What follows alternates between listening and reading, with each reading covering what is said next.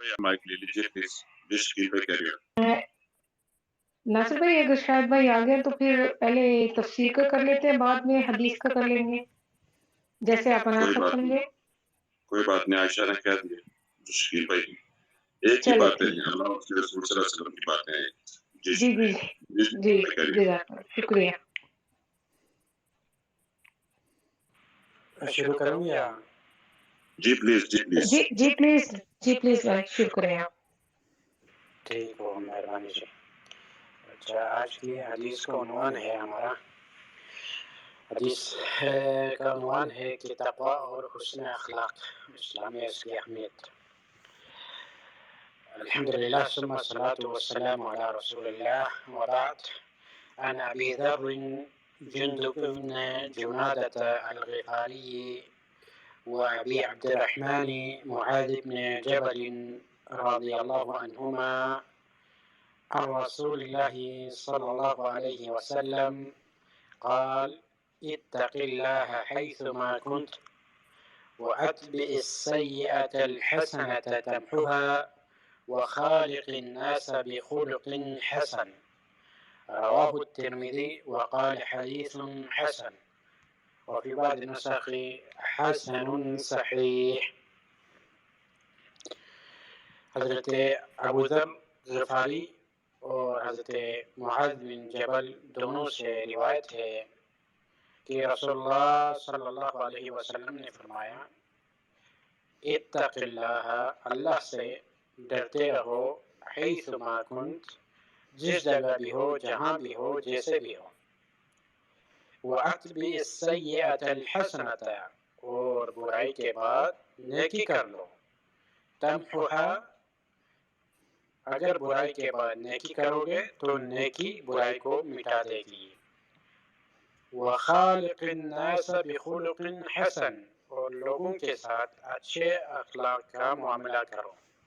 اچھے اخلاق کے ساتھ پیش آؤ۔ اس حدیث کو امام ترمذی نے روایت کی ہے اپنی جامع میں، اور انہوں نے اسے صحیح قرار دی ہے۔ حدیث مبارکہ میں رسول اللہ صلی اللہ علیہ وسلم نے اللہ اور اس کے بندوں کی دونوں حقوق کو اکٹھا بیان فرمایا ہے۔ اللہ کا حق یہ ہے جس چیز کا اللہ نے حکم دیا ہے اسے اللہ کا حکم سمجھ کر، اللہ کے عقاب کو دل میں محسوس کرتے ہوئے، اس سے ڈر کر، اللہ سے ثواب کی امید رکھ کر اللہ کے احکامات پر عمل کرے، اور اس کے ساتھ ساتھ جب بھی اللہ کی کوئی نافرمانی ہو، بندے سے کوئی گناہ سرزد ہو جائے تو کوشش کرے اس کے بعد فوراً نیکی کا کوئی عمل کرے، کیونکہ نیکی گناہوں کو مٹا دیتا ہے، اور نیکیوں میں سے سب سے عظیم نیکی اسلام ہے۔ اس لیے جب ایک بندہ اپنی کفر کو، نفاق کو، اپنی گمراہی کی زندگی کو چھوڑ کر جب وہ صحیح معنوں میں اسلام میں داخل ہوتا ہے، اپنی گناہ والی زندگی چھوڑ کر وہ اللہ کی طرف آ جاتا ہے، صدق دل سے توبہ کرتا ہے، تو وہ نصوح کر کے وہ اللہ کی طرف اپنے آپ کو لگا لیتا ہے، تب اس کی جو گناہ ہے، جو اس سے سرزد ہوا ہے، اللہ تعالیٰ انہیں معاف فرماتے ہیں، انہیں ختم کر دیتے ہیں۔ بلکہ اگر اس کی زندگی بہتر ہوئی، اگر اس کی زندگی پہلے کی اس زندگی پر ندامت رہی اسے، اور اس کے ساتھ ساتھ وہ نیک عمل کرتا رہے، تو اللہ تبارک و تعالیٰ کے فضل اتنا وسیع ہے کہ اللہ تعالیٰ اس کی برائیوں کو بھی نیکی میں بدل دیں گے۔ اور آگے اللہ تعالیٰ کے بندوں کا یہ حق بیان فرمایا کہ جب بھی لوگوں کے ساتھ معاملات کرے، لوگوں کے درمیان بیٹھے، لوگوں سے واسطہ پڑے، تو اس وقت لوگوں کے ساتھ اچھے اخلاق کے ساتھ پیش آؤ، اور ان کے ساتھ وہ سلوک کرو جو اپنے لیے پسند کرتے ہیں، بہتر سلوک اختیار کرو، قول و فعل دونوں انداز، دونوں میں، قول کے انداز میں ہو، فعل کے انداز میں ہو، بولنے کے انداز میں ہو، معاملات میں ہو، تو وہاں اچھے برتاؤ، اچھے انداز میں معاملہ کرنے کا حکم دیا ہے۔ جیسا کہ ایک بار پہلے بھی بیان ہوا تھا کی تقویٰ کی تعریف یہ ہے کہ آدمی اپنے اور اللہ کی عذاب اور عقاب کے درمیان بچاؤ کا سامان پیدا کرے، اس انداز میں کہ وہ اللہ کے احکامات کی پابندی کرے، جن چیزوں سے منع کیا گیا ہے ان سے دور رہے۔ تقویٰ کی وصیت، پرہیزگاری کی وصیت، یہ وہ وصیت ہے جس سے اللہ تعالیٰ نے تمام انسانیت کو، تمام لوگوں کو، اگلی پچھلی تمام امتوں کو اس چیز کا حکم دیا۔ اللہ تبارک و تعالیٰ نے قرآن مجید میں فرمایا وَلَقَدْ وَصَّيْنَا الَّذِينَ أُوتُوا الْكِتَابَ مِنْ قَبْلِكُمْ وَإِيَّاكُمْ أَنِ اتَّقُوا اللَّهَ، اور واقعی ہم نے ان لوگوں کو جو تم سے پہلے جنہیں کتاب دیے گئے ہیں اور تم لوگوں کو بھی یہی حکم دیا ہے کہ اللہ سے ڈرتے رہو۔ اور اس کے ساتھ ساتھ ہر نبی، ہر رسول اپنی اپنی قوم کو یہی کہا کرتے تھے اعبدوا اللہ واتقوہ، اللہ کی عبادت کرو، اس سے ڈرتے رہو، تقوی اظہار کرو۔ اور علماء کرام بھی، سلف صالحین بھی اپنے اپنے طلباء کو، اپنے اہل و عیال کو، اپنے عزیز اقارب کو یہی وصیت کرتے تھے، تقوی اور پرہیزگاری کی، اور اس کی تاکید کیا کرتے تھے۔ تقوی کا مطلب یہ ہے کہ اللہ تعالیٰ کا ڈر، خوف انسان کے دل میں ہو، خواہ وہ خلوت میں ہو یا جلوت میں ہو، اس کے لوگوں کی نظروں میں ہو یا لوگوں کی نظروں سے دور ہو، جس حال میں ہو، جہاں بھی ہو، وہاں اللہ سے ڈرتے رہنا اور اللہ کی طرف خود کو رجوع اور اللہ کی عنابت کی طرف جانا، اور ہمیشہ سے اپنے آپ کو اللہ کے خوف جو اس کے دل میں بٹھا کے، اللہ کے خوف کو اپنے دل میں بٹھانا، اور اس خوف کے ساتھ، اللہ کی خوف کے ساتھ جب معاملات کرے لوگوں کے ساتھ بھی، تو اسی خوف، اسی تقوی، پرہیزگاری کو لوگوں کے ساتھ معاملات میں بھی وہی اختیار کرے کہ جو کچھ میں لوگوں کے ساتھ کر رہا ہوں یا ان کے ساتھ معاملات کر رہا ہوں، جو بات کر رہا ہوں، اس میں اللہ کی خوشنودی شامل ہے یا نہیں، یا جو میں کام کر رہا ہوں اسے اللہ دیکھ رہا ہے، اس سے اللہ ناراض نہ ہو، اس میں کوئی ایسی چیز نہ ہو جس سے اللہ تعالیٰ کی حکم عدولی نہ ہو۔ اور اس کے ساتھ ساتھ اس حدیث میں بندوں کے جو تقوی کی تقاضے ہیں اس کو مکمل کرنے کی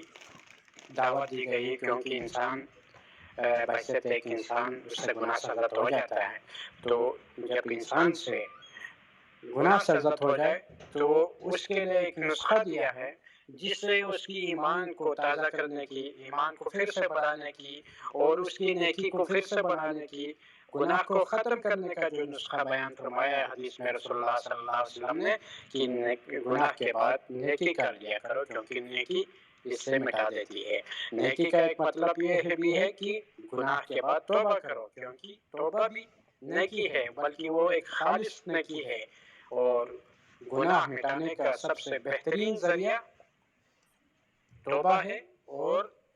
اس کے ساتھ ساتھ دوسرے نیکیاں بھی ہیں۔ اس لیے قرآن مجید میں اللہ تبارک و تعالیٰ نے فرمایا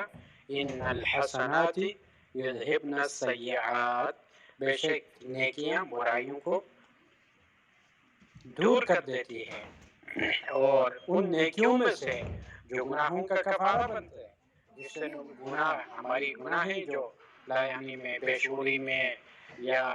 عمدن سرزد ہوتی ہے، ان کا کفارہ بنتا ہے، ان میں سے ایک نماز ہے۔ نماز کے بارے میں رسول اللہ صلی اللہ علیہ وسلم نے فرمایا أرأيتم لو أن نهرا بباب أحدكم يغتسل منه أحدكم في اليوم 5 مرات هل يبقى من درنه شيء؟ قالوا لا، قال مثل فذلك مثل الصلوات الخمس يمحو الله بهن الخطايا، کہ نماز کی مثال ایسی ہے کہ اس کے گھر کے سامنے ایک نہر بہہ رہی ہے، جس میں آدمی روزانہ اگر 5 بار اس میں نہاتا ہے تو اس کے میل کچیل باقی رہیں گے اس کی جسم پر۔ صحابہ کرام نے فرمایا نہیں، آپ صلی اللہ علیہ وسلم نے فرمایا یہی مثال نماز کی ہے، وہ اسی طرح گناہوں کو دھو دیتی ہے جس طرح ایک آدمی اگر دن میں 5 مرتبہ اپنے گھر کے سامنے نہر میں نہاتا ہے۔ اسی طرح اس کے کفارے میں جمعہ کو بھی گناہوں کے کفارہ قرار دیا اللہ تبارک و تعالیٰ کے رسول صلی اللہ علیہ وسلم نے صحیح حدیث میں فرمایا کہ جمعہ اگلے جمعے تک کے درمیان اگر وہ کبائر گناہ سے بچ جاتے ہیں تو صغیر گناہ کے لیے وہ کفارہ ہے. اسی طرح حج کفارہ ہے. جو کوئی حج کرے اور فسق و فسور اور اللہ کی نافرمانی سے اور فحش باتوں سے اگر وہ محفوظ رکھے خود کو حج کے درمیان تو وہ اس طرح لوٹیں گے جس طرح وہ آج اپنی ماں کے پیٹ سے نکلا ہو، آج ہی پیدا ہوا ہو. اسی طرح عمرہ بھی، عمرے کے بارے میں بھی آیا، حسن سلوک کے بارے میں آیا، کسی کے مصیبت میں کام کرنے کے بارے میں، کسی کے ساتھ غریب مسکین کے ساتھ تعاون کرنے کے بارے میں، یا کسی کے بیمار پرسی کرنے کے بارے میں. اور اس کے ساتھ ساتھ دیگر جو ہم زندگی میں مصائب آتے ہیں، مشکلات آتے ہیں، اللہ کی طرف سے امتحانات میں مبتلا ہوتے ہیں، انسان بیمار ہوتے ہیں، طرح طرح کے مسائل کا اس کو سامنا ہوتا ہے، ان سب چیزوں کے بارے میں رسول اللہ صلی اللہ علیہ وسلم نے قرآن و حدیث کی روشنی میں ہمیں یہی بتلایا ہے کہ یہ سب ہمارے گناہوں کے لیے کفارہ ہے. نیکیوں میں برائیاں تو مٹ جاتی لیکن وہ صغیرہ گناہ ہے. کبیرہ گناہ کے لیے توبہ ضروری ہے. کبیرہ گناہ جب توبہ کرتا ہے تو انسان کے کبیرہ گناہ بھی اللہ تعالیٰ معاف فرماتا ہے. اس کے لیے توبہ نصوح ضروری ہے. اس کے ساتھ ساتھ حدیث میں جو اہم بنیادی ایک بات بیان ہوئی اس کو حسن اخلاق ہے. اور اس حسن اخلاق کا یہی تعریف ہے کہ آپ اپنے لیے جو پسند کرتا ہے وہ اپنے بھائی کے لیے بھی وہی پسند کرے، اور جو اپنے ساتھ آپ درگزر والا معاملہ پسند کرتے ہیں، اپنے لیے عذر تراشتے ہیں، یہی عذر، یہ عفو درگزر کا معاملہ آپ دوسرے کے ساتھ بھی کریں. اور آپ جب دوسروں کے اوپر مجبوری ہوتے ہیں تو آپ اس میں مجبوری میں آپ اس کی مجبوری کا خیال نہیں کرتے، لیکن اپنے جب بارے آتے تو کہتے مجبور تھا، یہ مسئلہ تھا. یہ سارے گمان، حسن زن آپ دوسرے کے بارے میں بھی رکھیں تو اس کا مطلب ہے کہ آپ کے اخلاق اچھے ہیں. اور اس کے ساتھ ساتھ حسن اخلاق میں یہ بھی ہے جب آپ کسی سے ملاقات کریں، کسی سے ملے تو آپ کے چہرے پر مسکراہٹ ہو. ایسا نہ ہو کہ آپ اس جیسے کہ جو چہرہ ایسے آپ ایسی حالت میں جس سے آپ کسی کو ناپسند ہو کرتے ہو، اس حالت میں آپ کسی سے ملاقات مت کریں. بچے جس سے بھی ملے اس وقت آپ کا چہرہ حساس بشاس اور مسکراتے ہوئے ہو. رسول اللہ صلی اللہ علیہ وسلم نے ایک حدیث میں فرمایا کہ نیکی کی بہت اقسام ہے، اور نیکیوں میں سے صدقے میں سے یہ چیز بھی ہے انسان جب اپنی بھائی سے ملے تو ہنستے مسکراتے ہوئے ملے، کھل کر ملے اس سے. اور قیامت کے دن رسول اللہ صلی اللہ علیہ وسلم نے فرمایا جو میزان میں نامہ اعمال میں جو سب سے وزنی چیز ہوگی وہ حسن اخلاق ہوگی. اور رسول اللہ صلی اللہ علیہ وسلم نے ایک اور حدیث میں فرمایا قیامت کے دن تم میں سے میرے ساتھ سب سے زیادہ قریب وہ آدمی ہوگا جس کا اخلاق اچھا ہوگا. اور ایک اور حدیث میں فرمایا تم میں سے اکملکم ایمانا احسنکم اخلاقا، جو تم میں سے سب سے زیادہ حسن اخلاق کا، اچھا اخلاق کا مالک ہو وہ زیادہ کامل انسان والا انسان ہے. اور بلکہ ایک اور حدیث میں فرمایا